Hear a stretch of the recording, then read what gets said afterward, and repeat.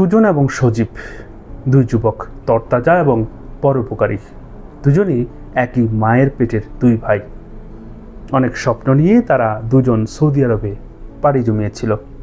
শুরুতেই বেশ কষ্ট করলেও একটা সময় মূলধন জমিয়ে একটা প্রতিষ্ঠান খুলেছিল।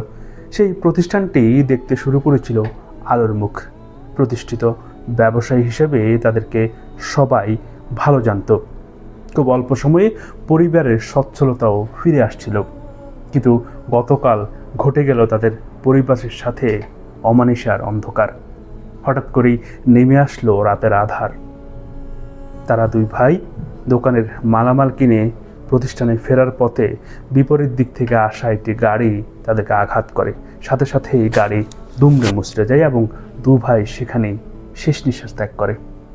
আর এই ঘটনা দেশে জানার পরেই দেশের শোকের মাতম শুরু হয়। তাদের পরিবার এটা বিশ্বাসই করতে পারছিল না যে তাদের দুই পরিবারের দুই ভাই একই সাথে দুনিয়া মায়া ত্যাগ করে পরপরে পাড়ি গেছেন। শুধু তাই নয়, তাদের পরিবারের মানুষ নয়, তাদের গ্রামের মানুষও শোকে বিহ্বল হয়ে পড়ে, শোকে কাতর হয়ে পড়ে। কারণ এই দুই যুবক ছিল তাদের গ্রামের মানুষের কাছে গ্রহণযোগ্য ব্যক্তি এবং সকলেই তাদেরকে খুবই ভালো জানত। প্রবাসীরা কত হাজার স্বপ্ন নিয়ে প্রবাসে আসে, একসময় প্রবাস জীবন সমাপ্ত করবে, দেশে গিয়ে ভালো সুখে দিন কাটাবে। কিন্তু এই দুই ভাইয়ের কপালে সেই সুখ আর জুটল না। তাদের স্বপ্নই থেকে গেল। এই পরিবারের এখন শুধু একটাই দাবি। এই পরিবারের দাবি আমাদের সরকারের কাছে, আমাদের পররাষ্ট্র মন্ত্রণালয়ের কাছে, আমাদের বিদেশে থাকা অ্যাম্বাসির কাছে, যাতে করে নির্ঝঞ্ঝালভাবে এই দুই ভাইয়ের লাশ দেশে পৌঁছায়, যাতে করে এই দুই ভাই শেষ মুহূর্তে এসে শেষ নিঃশ্বাস ত্যাগ করার পরে তাদের গ্রামের মাটিতে ঘুমাতে পারে।